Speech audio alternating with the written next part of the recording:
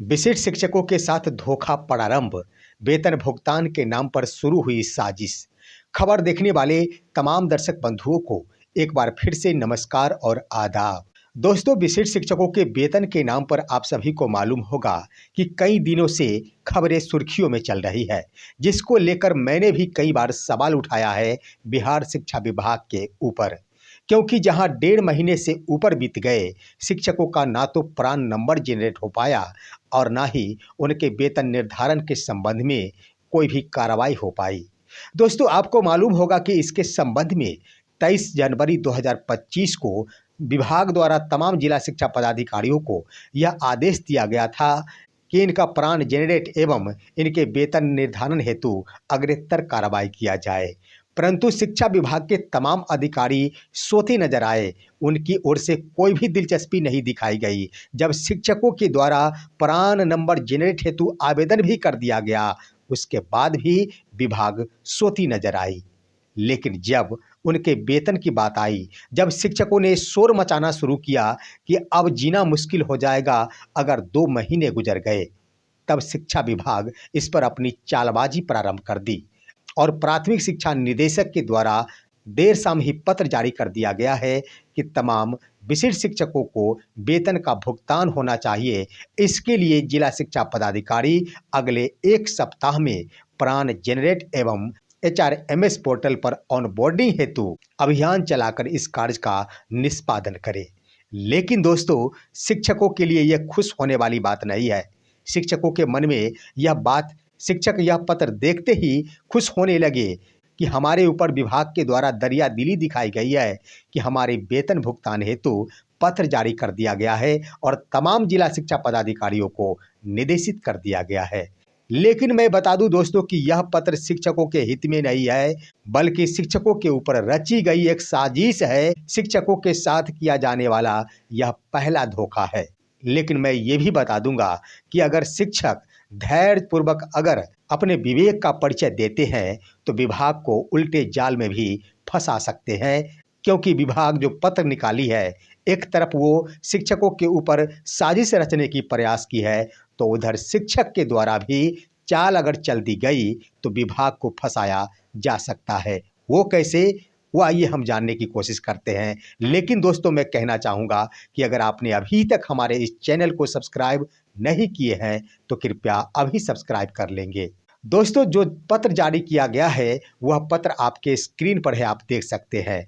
इस पत्र की खास बातें ये है, जिसका उल्लेख किया गया है कि विभाग के द्वारा पहले भी पत्र जारी करते हुए शिक्षकों का प्रान जनरेट एवं वेतन निर्धारण हेतु अग्रेतर कार्रवाई के लिए निर्देश दिया गया था, परंतु विभाग के द्वारा शिथिलता बरती गई और वर्तमान में समय ज़्यादा बीत चुके हैं और वित्तीय वर्ष समाप्ति में काफ़ी कम समय ही रह गया है, जिसको देखते हुए शिक्षकों का वेतन का निर्धारण अभी संभव प्रतीत नहीं होता है।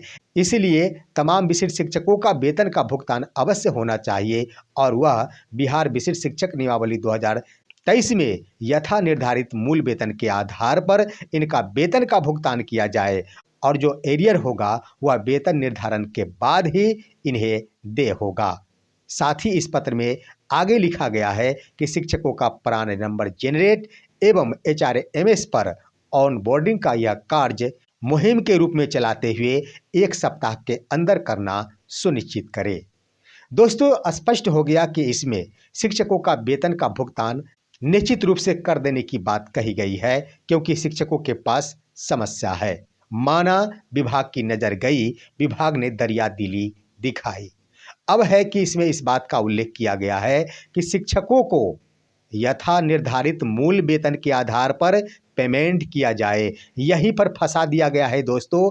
यथा निर्धारित मूल वेतन का मतलब ये हुआ कि कोई भी विशिष्ट शिक्षकों का मूल वेतन 25,000 रुपये, जो बेसिक ग्रेड के शिक्षक होंगे सभी के सभी बेसिक ग्रेड शिक्षकों का मूल वेतन 25,000 रुपये मानकर उनका वेतन का भुगतान किया जाए।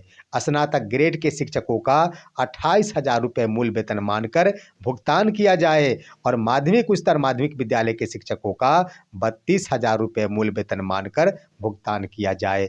इन्हीं बातों का उल्लेख किया गया है जारी किया गया पत्र में। यानी शिक्षकों का एरियर का भुगतान होगा जब इनका वेतन का निर्धारण हो जाएगा, और अभी इन शिक्षकों का कम ही भुगतान होगा। शिक्षा विभाग के द्वारा यह स्वीकार किया गया है कि जल्दीबाजी में अब वेतन निर्धारण नहीं किया जा सकता। दोस्तों, सवाल उठता है कि जल्दीबाजी की बात क्या है। 1 जनवरी को शिक्षकों ने योगदान किया, यानी 3 महीने में वेतन का निर्धारण नहीं हो पाया, और अभी पत्र के माध्यम से कहा जा रहा है कि वित्तीय वर्ष समाप्ति में काफी कम समय रह गए हैं। आखिर विभाग चाहती क्या है? विभाग शिक्षकों को कहां पर फंसाना चाहती है, या फिर कुछ और करना चाहती है? दूसरी तरफ देख लिया जाए दोस्तों, शिक्षकों का प्रान नंबर जेनरेट और HRMS बोर्डिंग का कार्य युद्ध स्तर पर करने की बात कही गई है, यानी मुहिम चलाने की बात कही गई है। जब यह दोनों कार्य हो ही जाएंगे तो सवाल उठता है कि वेतन का निर्धारण करने में कितने समय लगेंगे। वेतन का निर्धारण कोई ज़्यादा मायने नहीं रखता है। जो शिक्षकों का मूल वेतन बनेगा, जिस मूल वेतनमान में नियोजित शिक्षक थे, बस उसके बाद वाला स्लैब चाहिए। एक इंक्रीमेंट जोड़कर उनका जो मूल वेतन बनेगा वो मिलना चाहिए। लेकिन विभाग के द्वारा इस रूप में खुले तौर पर निर्देशित नहीं किया गया है। सीधा कह दिया गया है यथा निर्धारित मूल वेतन, यानी प्रथम मूल वेतन के रूप में वेतन का भुगतान। साथ ही साथ ये भी कह दिया गया है कि जो बचेगा वह एरियर के रूप में भुगतान किया जाएगा। तो आखिर शिक्षा विभाग चाहती क्या है? ठीक है, शिक्षा विभाग के पास समय कम थे।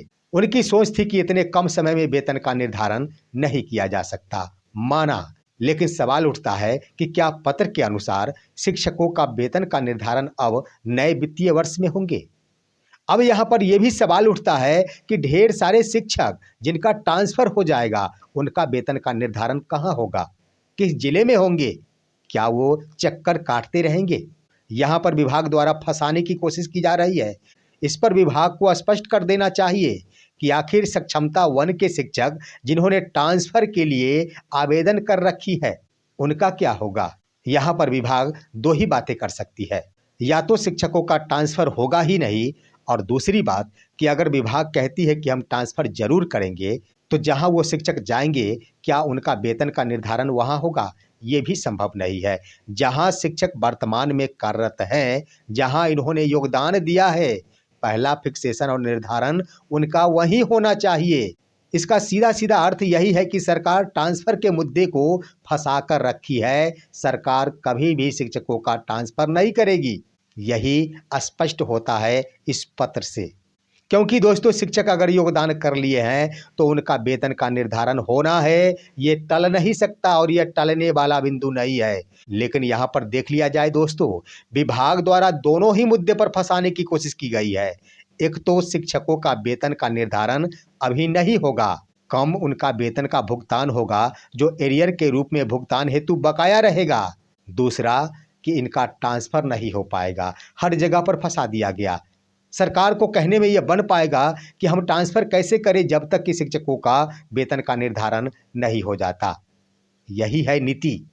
लेकिन यहाँ पर मैं कहना चाहूँगा दोस्तों, अगर बिहार के शिक्षक अपने विवेक का सही परिचय देते हैं, बिहार के शिक्षक अगर एकजुटता दिखाते हैं, खास तौर पर विशिष्ट शिक्षक, तो निश्चित रूप से यहाँ पर सरकार को फंसाया जा सकता है। वो इस रूप में कि भले ही अभी कम वेतन दे, एरियर के रूप में बकाया रहे, लेकिन शिक्षकों को इस बात के लिए अडिग हो जाना होगा कि जब शिक्षा विभाग की ओर से हमारी राशियों को बकाया रख लिया गया है, हमें जो मिलना चाहिए था वो नहीं दिया गया है, तो अब सरकार को विलंब नहीं करना चाहिए। हमें सेवा निरंतरता के साथ ही वेतन का निर्धारण करना चाहिए। शिक्षकों को इस मुद्दे पर अडिग हो जाना चाहिए कि अब हमारा जब भी वेतन का निर्धारण हो, हर हाल में सेवा निरंतरता के साथ मेरे वेतन का निर्धारण हो। दूसरी तरफ दोस्तों, अगर इस पत्र का मुआयना की जाए तो अभी चुनावी वर्ष चल रहे हैं। शायद विभाग के द्वारा शिक्षकों को मौका दिए जा रहे हो कि शिक्षकों की भावना को देखा जाए कि शिक्षक सेवा निरंतरता की आवाज़ उठाते हैं या फिर नहीं उठाते हैं। क्योंकि अगर अभी फिक्सेशन कर दिया जाता है, वेतन का निर्धारण कर दिया जाता है, तो फिर सेवा निरंतरता के लिए शिक्षकों को बहुत ज़्यादा संघर्ष करना पड़ेगा। बाद में चलकर कब होगा, कब नहीं होगा, इसकी कोई सीमा नहीं रह जाएगी। लेकिन जब तक शिक्षकों का वेतन का निर्धारण नहीं हुआ है, शिक्षकों के द्वारा सरकार के ऊपर दबाव बनाते हुए सेवा निरंतरता के साथ वेतन निर्धारण का आवाज लगाया जा सकता है, सरकार से मांग किया जा सकता है। लेकिन चाहे जो कुछ भी हो, जागना तो हमेशा ही शिक्षकों को ही होगा। जब तक शिक्षक नहीं जागेंगे, तब तक विभाग इनके ऊपर नकेल कसती रहेगी। इसी तरह कभी ट्रांसफ़र के मुद्दे पर फंसाती रहेगी, तो कभी वेतन निर्धारण के मुद्दे पर फंसाती रहेगी, तो कभी जानबूझकर शिक्षकों के वेतन को एरियर के रूप में बकाया रख लिया जाएगा। देखना है कि आखिर शिक्षा विभाग डाल चल रही है तो बिहार के शिक्षक पात चलने में सक्षम हो पाते हैं या फिर नहीं हो पाते हैं।